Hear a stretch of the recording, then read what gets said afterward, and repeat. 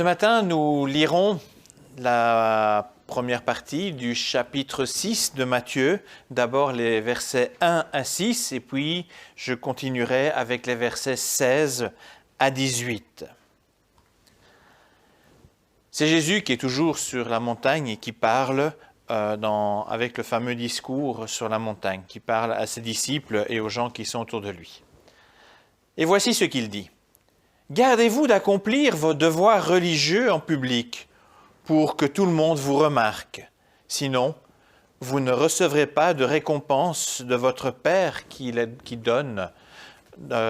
dans les cieux. » Quand donc tu donnes quelque chose à un pauvre, n'attire pas bruyamment l'attention sur toi, comme le font les hypocrites dans les synagogues et dans les rues. Ils agissent ainsi pour être loués par les autres. Je vous les déclare, c'est la vérité. Ils ont déjà leur récompense.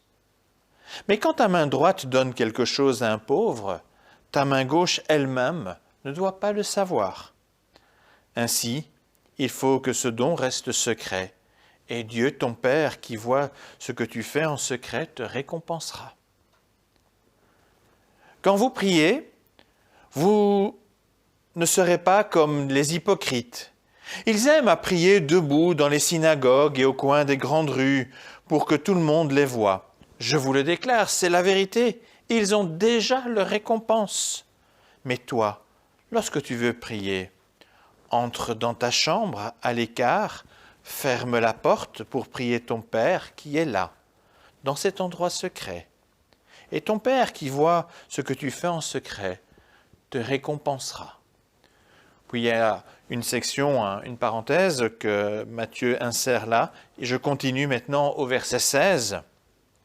Quand vous jeûnez, ne prenez pas un air triste comme font les hypocrites. Ils prennent une mine défaite afin de montrer aux gens qu'ils jeûnent. Je vous le déclare, c'est la vérité, ils ont déjà leur récompense. Mais toi, quand tu jeûnes, parfume ta tête et lave-toi le visage pour ne pas montrer aux gens que tu jeûnes. Seul ton Père qui est là, dans le secret, le saura. Et ton Père qui voit ce que tu fais en secret te récompensera. Jusqu'ici, la lecture de l'Évangile pour ce matin.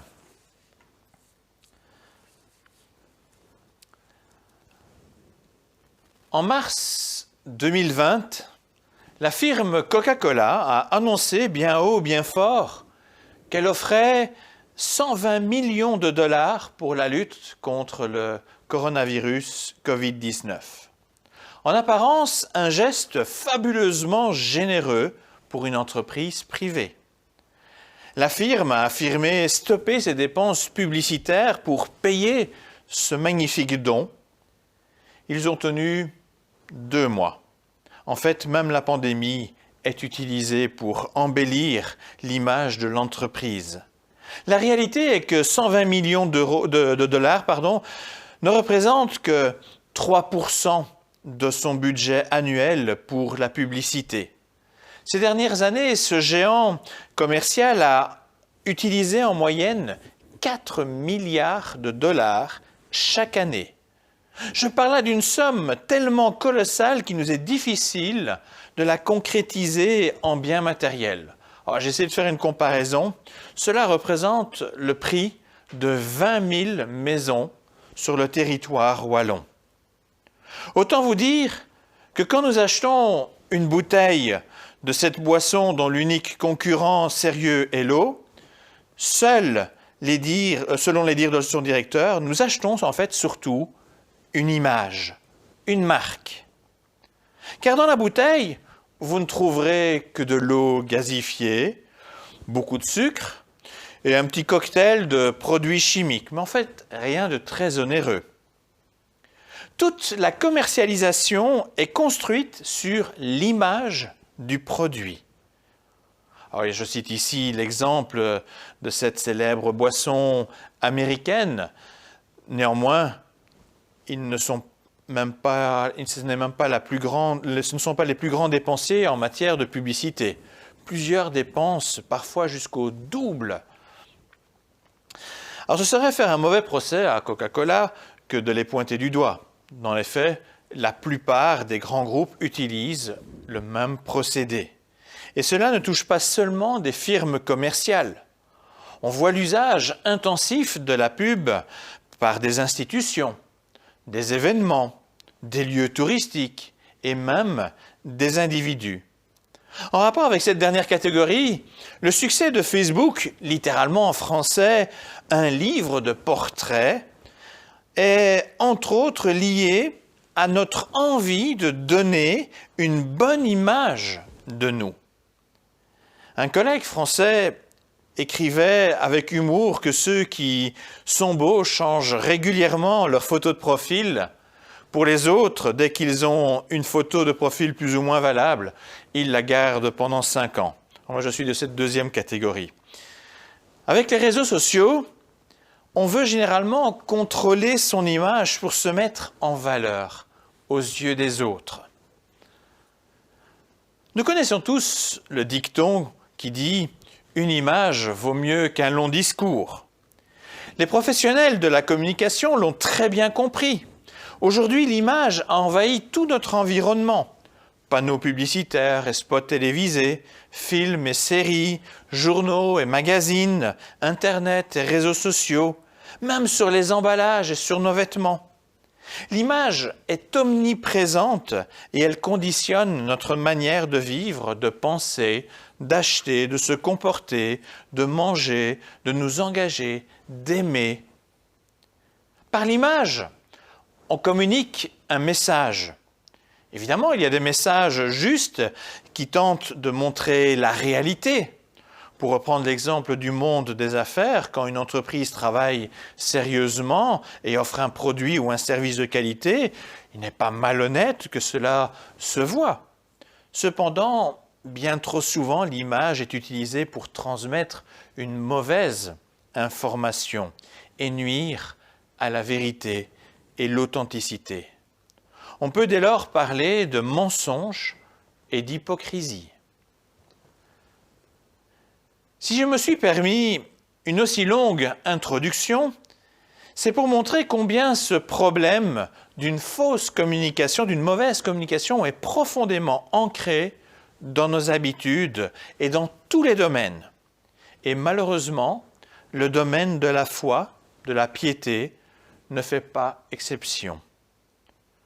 Du temps de Jésus, il n'y avait pas encore Coca-Cola ou ni même Facebook. Pourtant, le problème de l'hypocrisie par l'image, par le paraître, était déjà manifeste, y compris dans le domaine religieux, comme nous avons pu l'entendre dans l'extrait lu au début. Après avoir abordé la question de la loi, point que nous avons vu la semaine dernière, Jésus poursuit son discours en se focalisant sur la manière de vivre sa piété. Pour en parler, il se focalise sur 3 aspects très importants du judaïsme: l'aumône, la prière et le jeûne. On retrouve cela aussi dans le christianisme et plus fort encore dans l'islam. Il est important de préciser d'emblée qu'en aucune façon Jésus ne condamne ces pratiques. Bien au contraire. Ce sont des éléments que l'on trouve dans la loi de Moïse et donc qui expriment ce qui plaît à Dieu. C'est une bonne façon de vivre sa foi. Néanmoins, Jésus s'oppose fermement à une pratique ostentatoire de la piété, c'est-à-dire une pratique dans le but d'être vu. Cela mérite une explication, car un peu avant, dans son discours, Jésus a déclaré ceci. C'est en Matthieu 5, 14 à 16. « C'est vous qui êtes la lumière du monde. Une ville construite sur une montagne ne peut être cachée. On n'allume pas une lampe pour la mettre sous un seau. Au contraire, on la place sur un porte-lampe, d'où elle brille pour tous ceux qui sont dans la maison. C'est ainsi que votre lumière doit briller aux yeux de tous, afin que chacun voie le bien que vous faites et qu'il loue votre Père qui est dans les cieux. » Jésus prêche ici qu'il faut se montrer visible et être une lumière vue de tous. Et puis plus loin, il condamne fermement ceux qui pratiquent la piété à la vue de tous.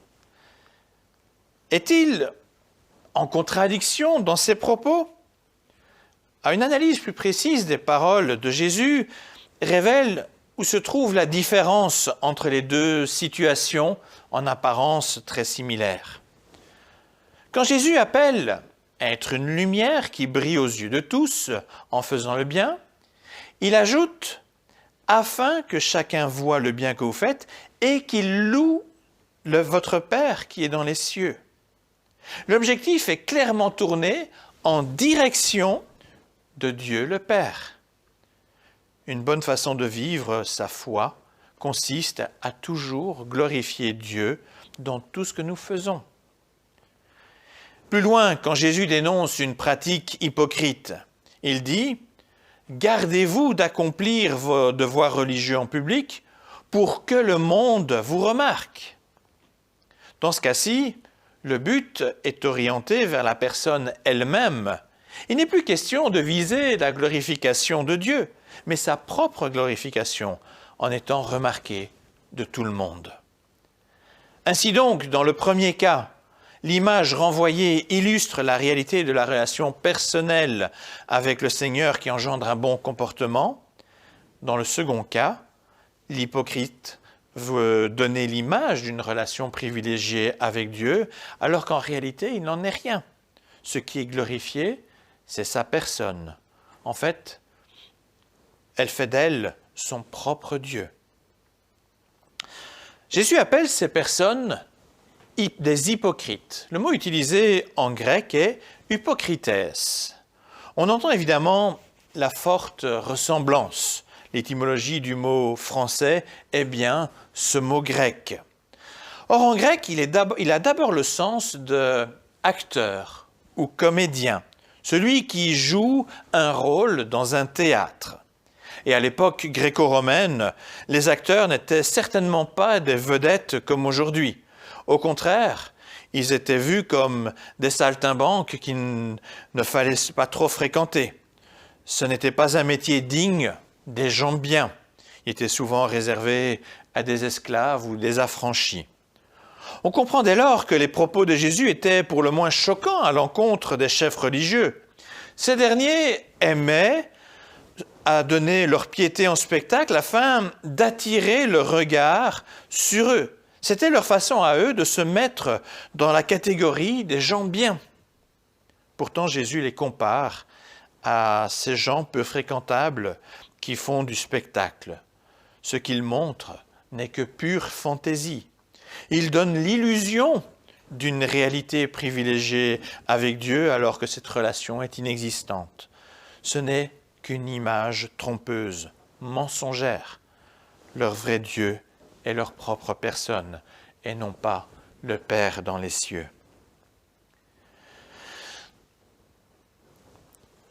Comment trouver l'équilibre entre la discrétion très forte à laquelle Jésus appelle ses disciples dans l'extrait lu dans le chapitre 6 et l'appel à être lumière qui brille aux yeux de tous au chapitre 5. Le point capital à garder à l'esprit est la motivation qui nous pousse à agir, soit pour notre propre gloire, soit pour la gloire de Dieu. L'important n'est pas ce qui est montré à quelques moments clés comme l'aumône, la prière et le jeûne, mais l'amour envers Dieu et envers le prochain qui se voit comme une évidence, mais alors à n'importe quel moment, à tout moment. Quand on vise sa propre gloire, on agit comme la publicité, en ciblant le lieu, le moment, le public. Dans le judaïsme de l'époque de Jésus, il existait des heures de prière durant la journée comme ce qu'on connaît aujourd'hui dans l'islam. Il n'existait évidemment pas d'obligation pour que ces temps de prière se fassent au vu et su de tous. La prière est bien entendu une bonne pratique à encourager, comme l'a fait Jésus. Nous y reviendrons plus en détail dans la suite.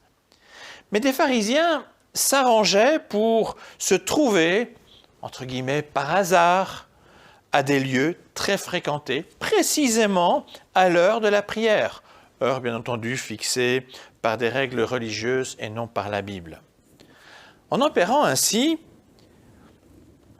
ils avaient ce qu'ils voulaient, obtenir la gloire dans le regard des autres. Et cela n'ira pas plus loin.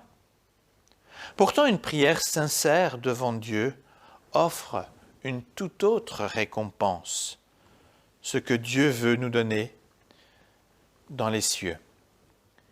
Il en va de même pour les actes de générosité et de jeûne. Si c'est vraiment pour la gloire de Dieu, il est absolument inutile d'en faire la publicité. Dieu voit toutes choses et Dieu a des récompenses pour ceux qui ont vraiment un cœur de faire cela en son nom. Dieu qui nous a tissés dans le ventre de notre mère voit tout, y compris jusqu'au plus profond de notre cœur. Il connaît nos véritables motivations, en public ou seul dans notre chambre. Comme le fait Matthieu, je souhaite m'étendre davantage sur la question de la prière afin de mieux saisir ce que Jésus veut nous dire. Tout à l'heure, j'ai lu Matthieu 6, 1 à 18, mais nous avons entendu un texte bien structuré autour des 3 points mentionnés plus haut, avec la répétition des mêmes expressions, des mêmes mots. Alors, dans le but de bien faire ressortir cette structure autour des thèmes de l'aumône, la prière et jeûne, j'ai volontairement laissé de côté les versets 7 à 14. Cependant, dans la structure, en 3 points, Matthieu insère une forme de parenthèse plus spécifique à la prière. En vrai dire, je n'ai pas trop besoin de vous lire cet extrait car vous le connaissez en grande partie. C'est dans cette parenthèse que Jésus donne la fameuse prière du Notre Père. Ainsi donc, Jésus exhorte à se retirer dans sa chambre en fermant la porte pour prier, et en même temps, il donne la prière du Notre Père. Alors cela mérite quelques remarques. Premièrement, Jésus offre là un modèle de prière afin de nourrir et structurer notre propre prière. Si nous n'avions pas ce modèle, nous tomberions très vite dans une prière essentiellement tournée sur nous-mêmes. En donnant ce modèle de prière, Jésus nous propose un canevas qui aide le croyant à avoir en fait une prière équilibrée et qui surtout maintient Dieu à la première place. La deuxième remarque est la suivante. Le modèle de prière donné par Jésus est à la première personne du pluriel, c'est-à-dire avec nous et non je. C'est loin d'être un détail après que Jésus ait encouragé la prière dans un lieu isolé. Le nous du Notre Père indique qu'il existe donc aussi une prière communautaire et pas seulement individuelle. Les deux existent. Les deux doivent se pratiquer. Pour autant, prière communautaire ne veut pas dire prière ostentatoire. On peut prier ensemble tout en ayant Dieu au centre de nos préoccupations et sans se donner en spectacle. Finalement, une troisième remarque. Jésus exhorte à éviter de vaines redites dans la prière. Or, la prière du Notre Père est très vite devenue un élément essentiel des liturgies chrétiennes. Rapidement, cette prière s'est imposée comme prière communautaire, répétée lors des cultes. Le modèle de prière de Jésus s'inspire d'ailleurs de textes liturgiques existants dans le judaïsme de son époque. Comment donc distinguer la répétition vaine d'une prière d'un usage liturgique par nature répétitif du Notre Père? Dans le premier cas, on ne fait pas vraiment attention au contenu des paroles. On donne quasi aux mots de la prière une forme de pouvoir occulte, comme des formules incantatoires. Malheureusement, certains disent le Notre Père un peu de cette façon-là, et il faut y prendre garde. Dans le second cas, il s'agit d'utiliser les mots donnés par Jésus tout en ayant bien conscience du sens de ces mots, de ne pas les prononcer en vain. Il faut être cohérent et sincère avec ce qui sort de notre bouche, même si la prière serait répétée chaque dimanche. Pour conclure cette prédication, posons-nous cette question. Dois-je vivre ma piété avec ou sans pub? Vous l'aurez compris, Jésus nous appelle à être d'authentiques lumières qui brillent dans ce monde, des lumières alimentées par l'Esprit Saint qui vit en nous. Cela ne nécessite absolument pas une vie chrétienne ostentatoire, mais une façon de vivre en concordance avec ce que nous proclamons dans notre confession de foi. Notre vie chrétienne doit avant tout illustrer l'exemple de Jésus-Christ. Et de la sorte, c'est bien vers le Seigneur qu'iront les regards et non vers nous. Il est vain de s'acheter une bonne image par une charité ostentatoire, par l'offrande ou toute autre forme visible de piété. On peut éventuellement tromper les regards de ceux qui nous entourent. Cependant, Dieu connaît toutes choses. Sachons rester authentiques, vrais, même dans nos faiblesses. N'est-ce pas justement les lieux par excellence où se manifeste le plus la grâce de Dieu? Honorer Dieu, c'est entre autres vivre dans la vérité et non dans le mensonge. C'est éviter de se laisser tenter en donnant une image de soi qui n'est pas cohérente avec ce que nous sommes vraiment. Ce n'est que de cette façon que nous brillerons, comme Dieu nous appelle à le faire en son nom. Amen.